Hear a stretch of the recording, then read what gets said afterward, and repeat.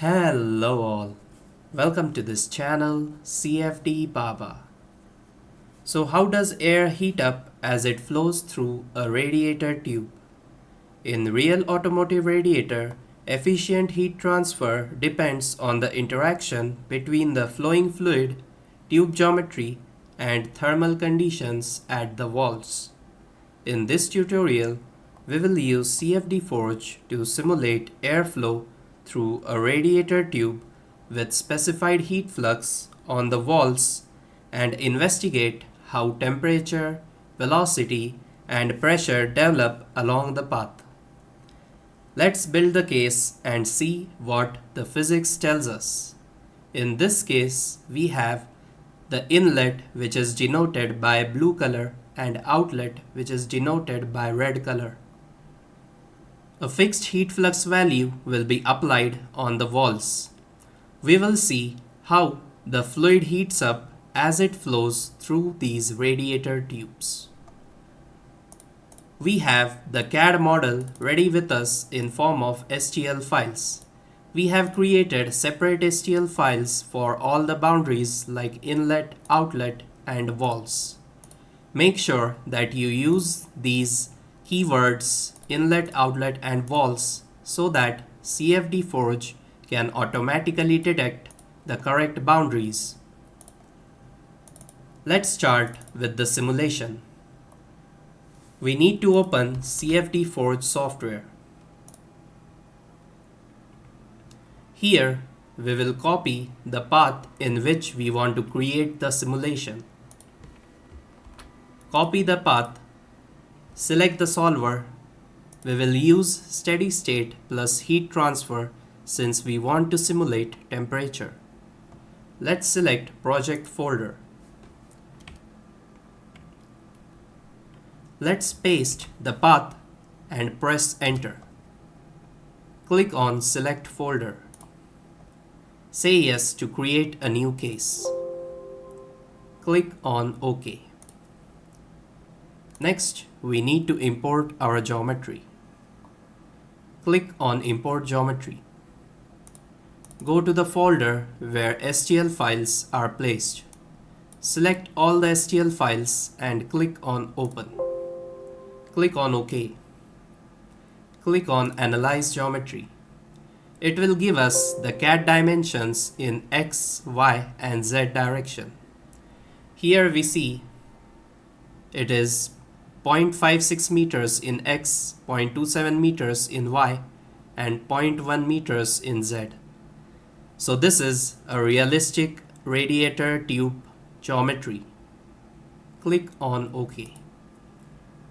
Click on Preview Geometry to see if all the STL files have been imported correctly. CAD.stl is the combined STL file from all the three STLs. Here we can see all the separate STLs are colored with different colors. We can view the STL files individually. Here you can set the layout to 3D. Once we have verified the CAD model, we can now go for meshing. Let's go to the Mesh tab.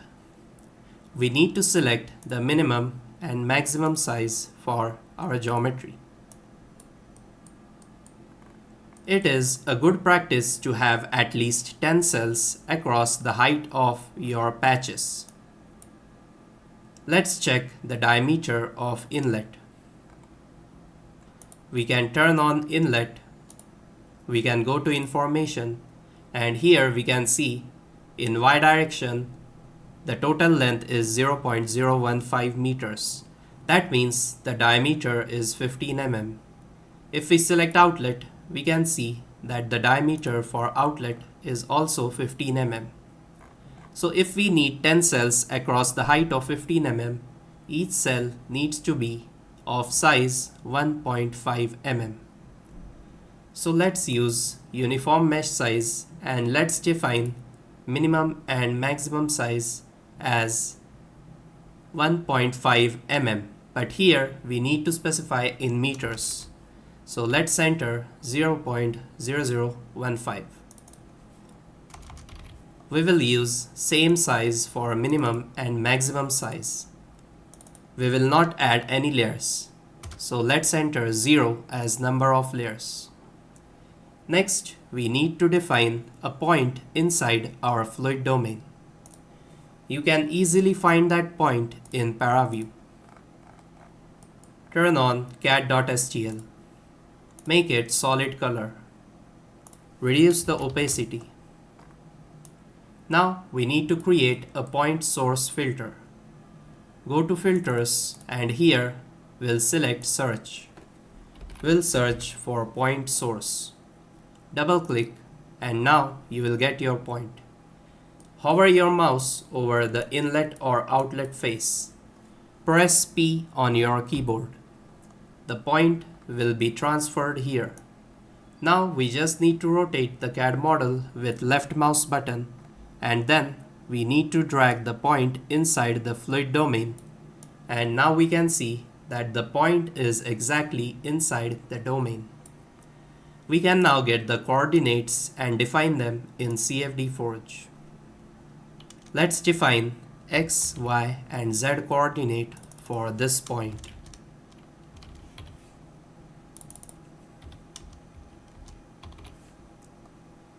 Next, we need to add local sizing. Since we are not using different minimum and maximum size, all the sizes will be same on all the boundaries. Let's click on Save Local Size Settings. Click on OK. Now we can select the number of processors to use. Let's use 6 cores for the meshing. Click on Save Mesh Settings. Click on OK. Click on Generate Mesh. Let's wait while the mesh is being generated.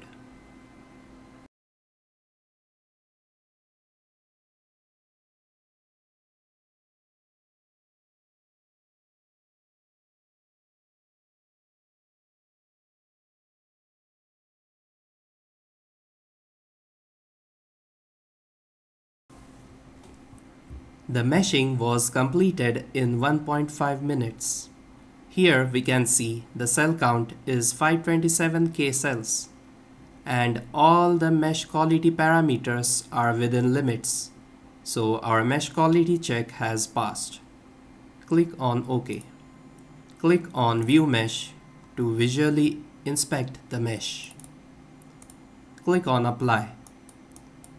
To view the mesh, change the surface to surface with edges. Now you can see the polyhedral and hexahedral mesh which has been formed on our radiator tubes. You can see we have exactly 10 cells across the height of our inlet and outlet. This allows the meshing software to capture the curvature of our geometry. Now we need to set the boundary conditions for this simulation. Let's go to Case Setup tab. We will use air of 27 degrees Celsius temperature. We will use the turbulence model as K epsilon. All the material properties have been automatically adjusted as per the temperature we have selected. The gravity direction will be in negative y direction. So we will enter minus 9.81 in y coordinate. We'll use turbulent intensity of 5% and viscosity ratio of 10.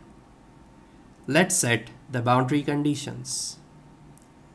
Here we need to set the operating pressure, which is atmospheric pressure. We will set the inlet velocity to 1 meters per second, which will come in normal to the surface. We'll use temperature of 27 degrees Celsius. Next, we need to specify the outlet pressure and backflow temperature, which is also equal to atmospheric pressure and 27 degrees Celsius.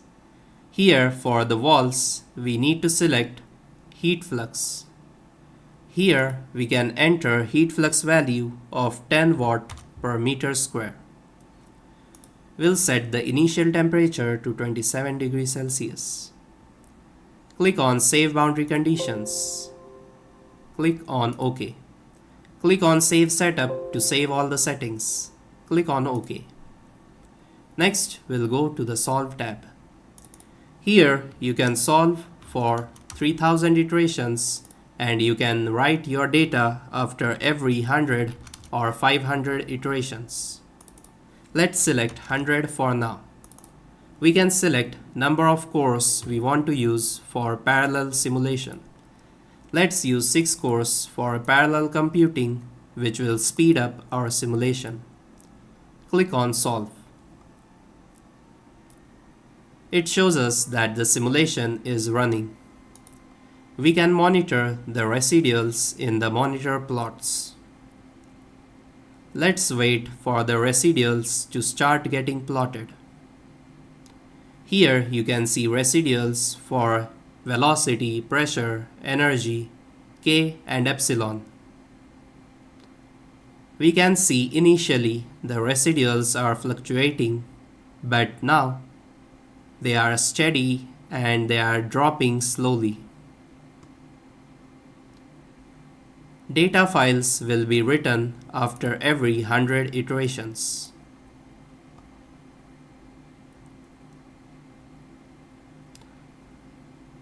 Let's wait for 100 iterations and then we'll look at the first set of results.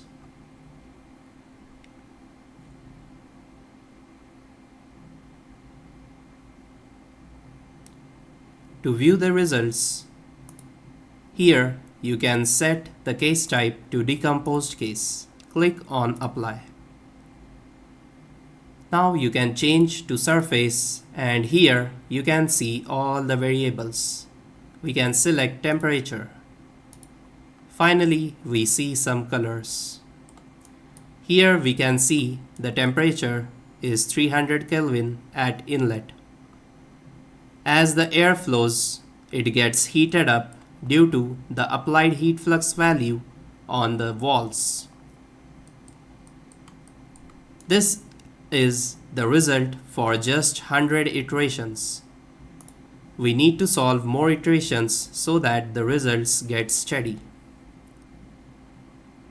To view the results for a new data file, simply click on Refresh and then click on the Last Frame button. Now you can see the walls of the radiator tubes are slowly getting heated up at 200 iterations. We can rescale to visible data range and you can see that slowly the magnitude of the temperature is increasing. We have already solved for 2000 iterations. Let's directly look at those results. Here the already solved case file has been loaded. Let's change it to decomposed case. Click on Apply and now we can go to the first frame to see the results at 100 iterations. Let's check the temperature. We will go to the last frame for 2000 iterations, rescale to data range, and now we will again come back to the first frame. Now if we click on the play button, we can see initially the air was cool and then slowly the air got heated up as it carried away heat from the walls of the radiator tubes. And you can see high temperature of air at the outlet.